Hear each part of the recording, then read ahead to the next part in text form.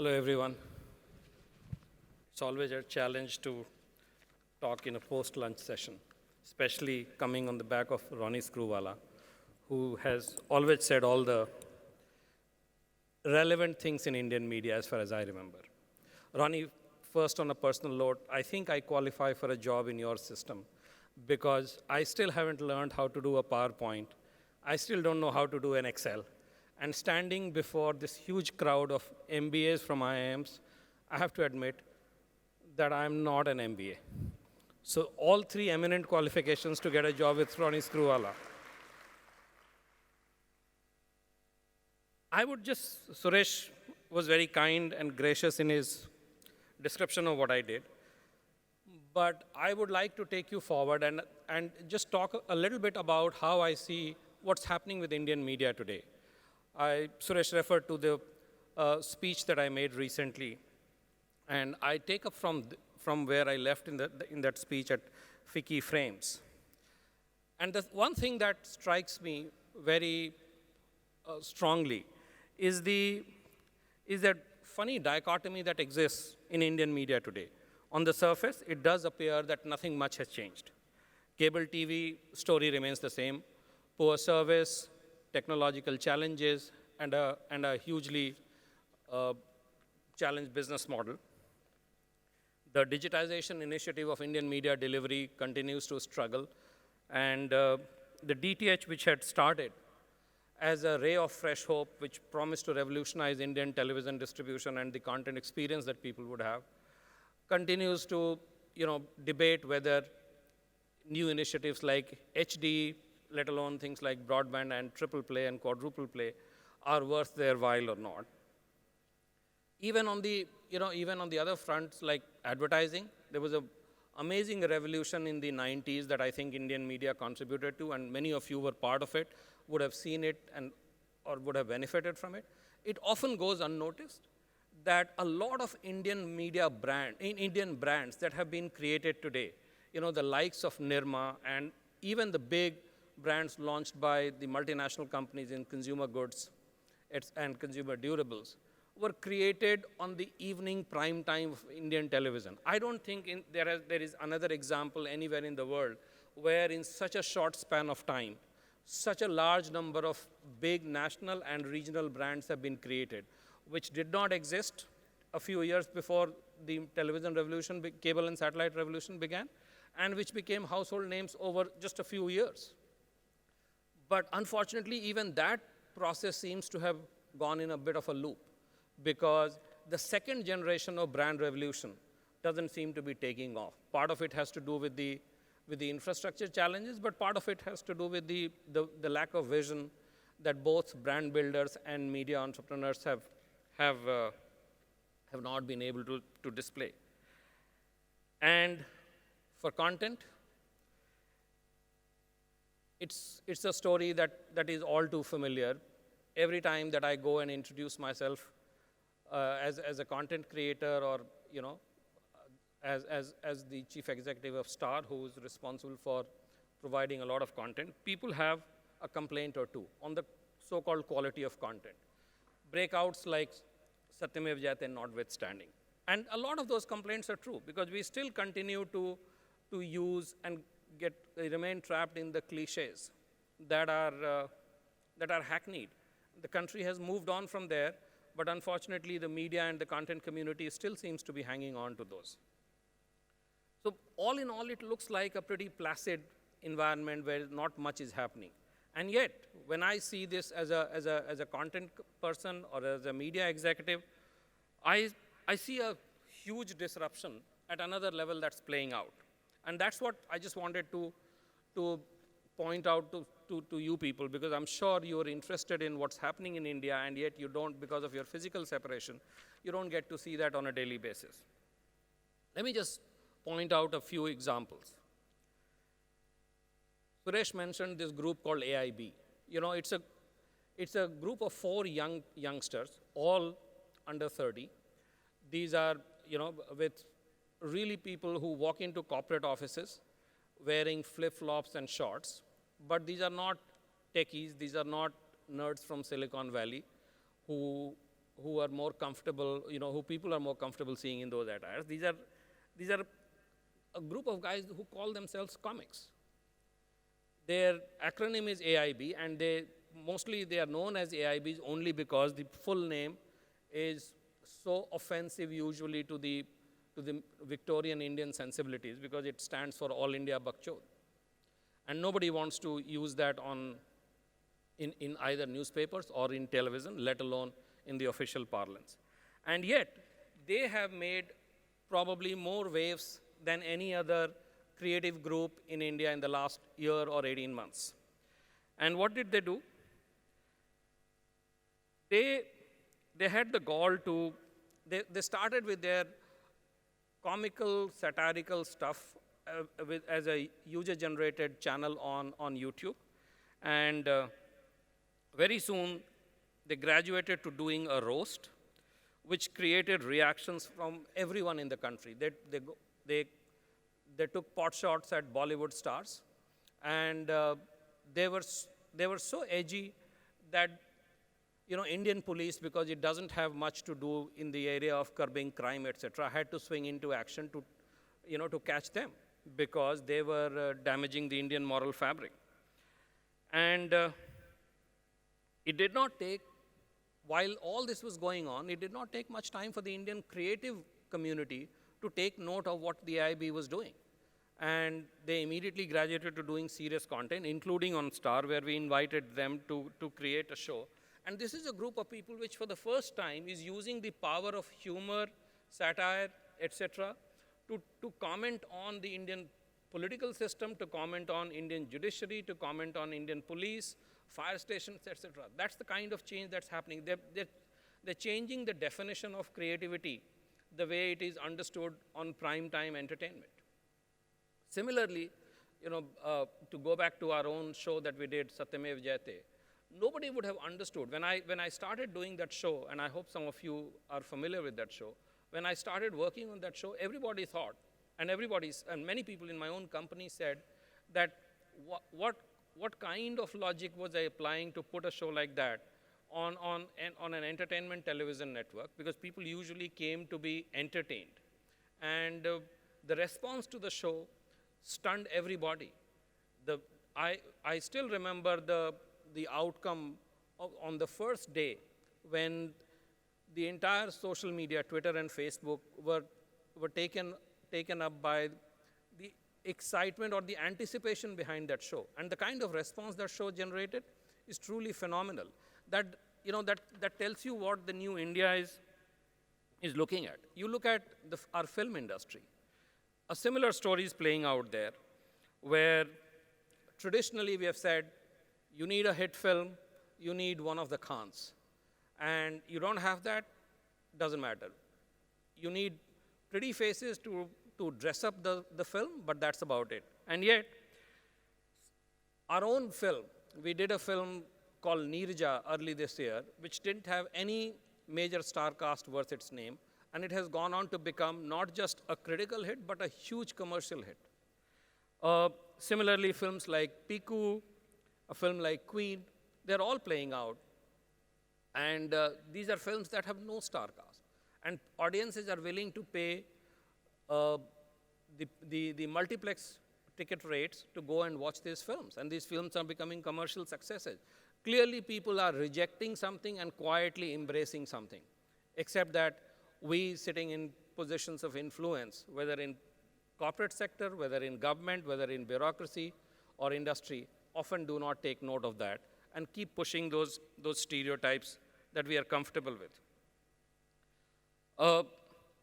In the distribution landscape, where, which is a very interesting story again, for the longest time, whenever I traveled, I work for a global media company, whenever I traveled to other parts of the world, everybody would talk about what a great business we had built in India under the Star umbrella, and then would come in the condescension. But the world is moving towards digital, and India is, of course, digitally not ready yet. Until about a year ago, when we launched our own OTT product called Hotstar, and it just completely stunned, we were all stunned by the response.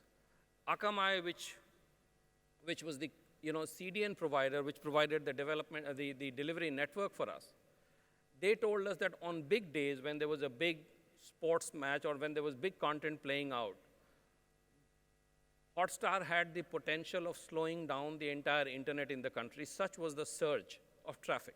In a country where data is still very expensive, most people don't even have access to quality data, even if they're willing to pay. And that's the kind of response that the country is giving to a very, very modern form of content delivery.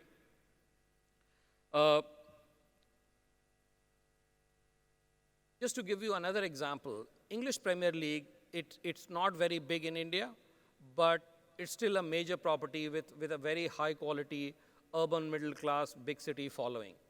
And we have the rights for the English Premier League. We put it on our television channel, Star Sports, and we also put it on our digital platform, Hotstar.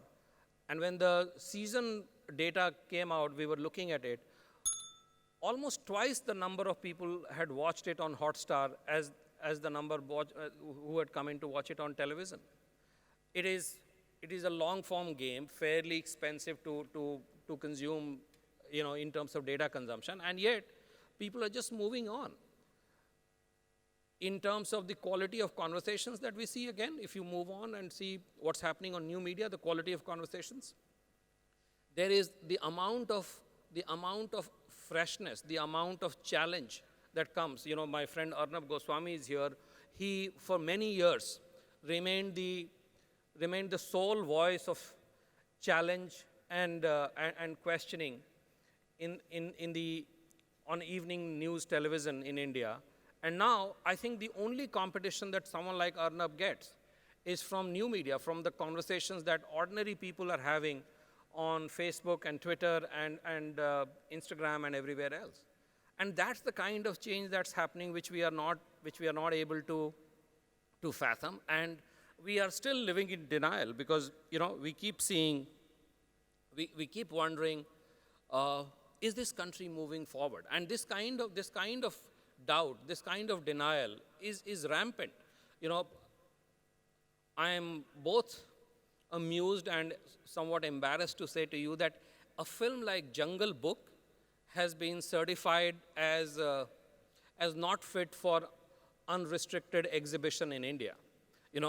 It's Jungle Book. It's a story that everybody has read.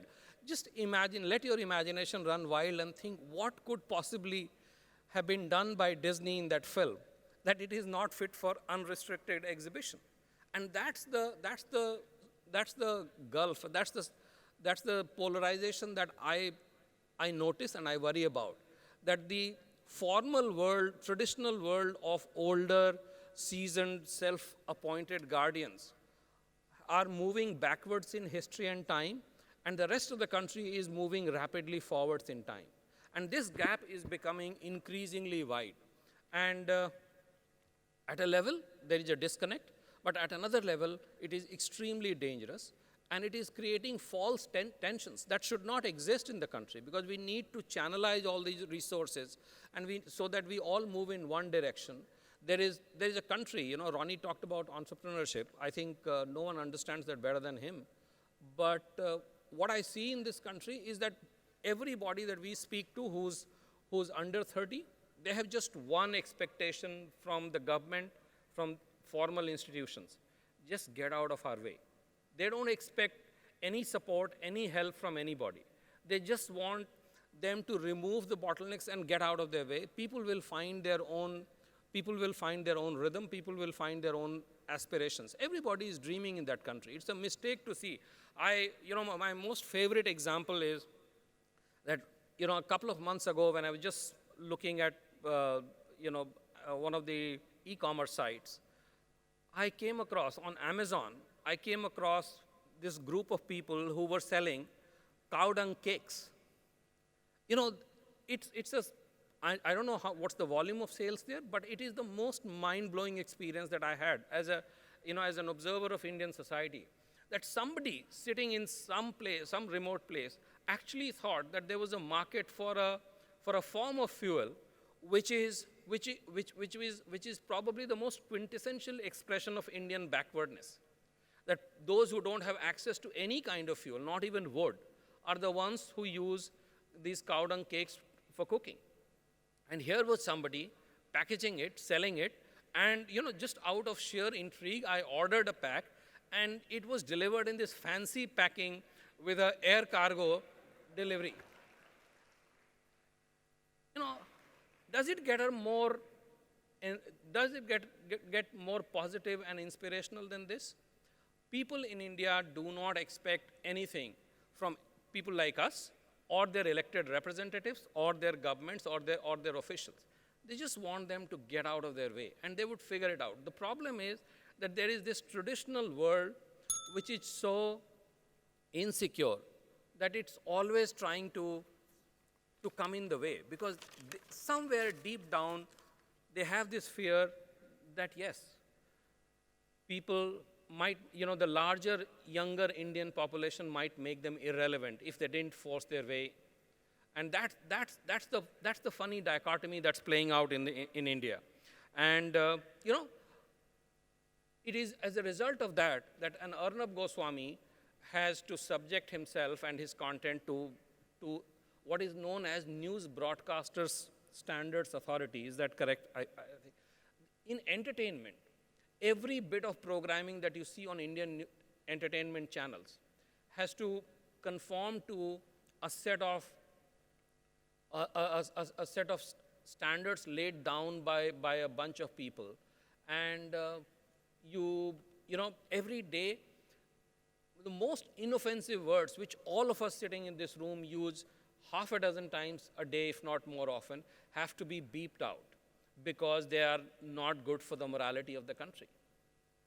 And that is where the schism in the Indian society is becoming most disturbing. And I think these changes, which are very, very fundamental, or this gap or polarization that's very fundamental, is not limited only to Indian media. We see that all the time, but I think it's playing out everywhere. And in many ways, I am encouraged by the latter, that there are a bunch of people who are so determined to take charge of their own destinies that they won't allow any legacy institution to come in the way of their dreams. And that's where there is hope for all of us who live in India and who have a dream for India. Thank you very much for having me here today. Thank you very much, Uday. And we'll now have the Q&A session. We've been getting a lot of questions for Uday. And Uday, interestingly, one of the things that you talked about, and I'm going to go back to what Ronnie said about the smartphone is the reason we get stressed out.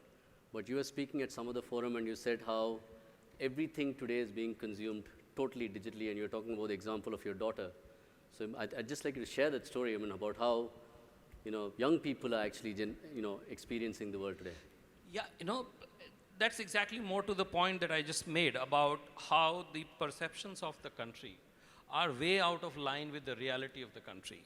And, how delusional we could be. I have a young daughter who just graduated 2 years ago, and she's a serious academic, chose to work for a company that, an NGO that only works with parliament and members of parliament in helping them draft legislation and stuff like that. She's a social sector analyst. Clearly, she's very heavily into things like news and opinion. And I never see her. She's very well informed. Every time I have a conversation with her, she surprises me with her awareness and insights. And yet I have never seen her holding a piece of newspaper in her hand. And I asked her once, why didn't she read the newspaper? And here I am, who still has to read 6 newspapers in the morning, because otherwise, I feel unprepared for the world. And she never reads it. She says, I don't need to read it, because half the things that get printed in the newspapers, I've already seen them the day before. And anything that I need to read, I read it on my iPad, I read it on my phone, I read it on my computer screen. And this is how, and I asked, then I started inquiring, and almost everyone that I have asked in that age group, including people in my own company, they never read a newspaper. They don't read magazines, and still they are reading everything that's of relevance to them. It's like they say, Wi-Fi and battery power is the only two birth rates that we all need now to live as long as we have. But, there's a couple of very interesting questions that have come up. Don't know whether we can show the iPad screen out there as well. And many of them are talking about things that the news media does very well, and some of them are talking about things that we need to do. So I'm going to start with one of the more positive things out here. It says, I'm going to phrase the question positively. Indian media does not cover global events, but I'm going to talk about the second part of the question. When will we create a global TV series in entertainment, in documentary? When will we create our own Marvel universe? We have so many Indian stories to tell, both from the past and from the future. Do you see that happening? Do we go beyond the 1 billion to the 5 or 6 billion and tell them Indian media can drive an Indian culture globally? I think that that ambition is just getting fired up among content creators. Both traditional media companies are waking up to it. Companies like ours have started thinking about that. But even more than that, I think the disruption will not come by sheer investment of resources. The disruption will come again from the disruption at the level of ideas. And I'm very encouraged by what these youngsters are doing. I don't think you will see a Homeland kind of series coming out of India for a long time, because there the Hollywood studios have a lockdown, and it would be difficult to sneak into that walled garden. However, somebody could create a $5 million drama or a $5 million film, which would be so compelling, purely because of the idea behind it, that it may go viral. Because one of the things we have to appreciate, that one is the issue of resource and creativity. Also, the big challenge so far in the world has been distribution. Physical distribution had its own limitations, and there is a certain, for lack of a better word, there is a certain caste system that exists in that, with Hollywood sitting at the top and everybody else then coming at But now you have layers. things like your own Hotstar, which is what, 50 million people like that? Yeah, today a 18-year-old kid has the ability to shoot with his or her phone camera and create content, upload it, and make sure that it goes viral. And do you see that as a threat to a company like yours? I mean, that a kid can create a serial? I think there is a threat to all companies who are emotionally or financially locked into their legacy models. I don't think it's a threat to our company, and only potentially it's a threat to everybody. I'm going to come to a couple challenge of comes questions. if you're not alive to that threat. You have to be prepared to disrupt and destroy your legacy structures before somebody else from outside comes and does it. You don't do that, you're And that's in danger. interesting, so I'm going to just question you a little bit more on that. You did that once before when you came into Star. You took a successful legacy and you said, that's not enough and I'm going to do something new. How do you make sure that you're in touch with the youth of India? How do you know that 18-year-old, that guy who's making that great thing, how do you personally encourage it? Not as Star TV, but you personally. So two things. First of all, I don't do anything, I really don't spend too much time looking at the business. I don't do, like Ronnie, I don't encourage PowerPoints and Excels. They're a reminder of my own Guys, no lack of PowerPoints, no understanding. Excel sheets. That's the lesson from this session. I don't understand that. And I see my role only as an observer of the social trends in my company. And I think that's the responsibility I take most seriously. My own background makes me somewhat qualified for that, background in liberal arts and journalism. And I still enjoy that. I think I must be, in every election, I go and travel through the state where the election is happening, because I just want to understand what's happening. And the other thing is that one of the things that we have started doing is that we've totally changed the demography and the age profile of people that we are hiring. We're dramatically, over indexing towards younger demographics. And then we are aware the big challenge there is to be able to put up with the cultural disruption when that crowd brings in when they come in. They don't talk the way you've been trained to talk. They don't behave the way you've been trained to behave. But what they bring to the table is something totally unique. Couple of questions that are very interesting. Do you think TRP ratings drive TV studios to focus on negative news? There's another one, which is also, I think, related? Aren't your TV shows, particularly your serials, regressive and anti-women? Why do you not condemn violence against women? And why do you focus on the negative stuff from it? So two things. First of all, cross your heart and tell me how many of, we don't do news anymore, but there is a very eminent person who will speak on news later. We'll But wait for him. We'll ask him. We will ask him. We However- will ask him. We will ask him. Yes, you must.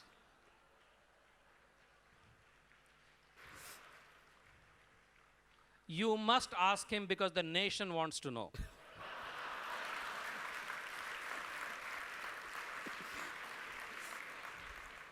But how many of you will really be turned on by a positive news item that's going to be coming up versus, you know, news is a source of comfort and security. In a world that you do not control, news tells you what are the things that you need to watch out for.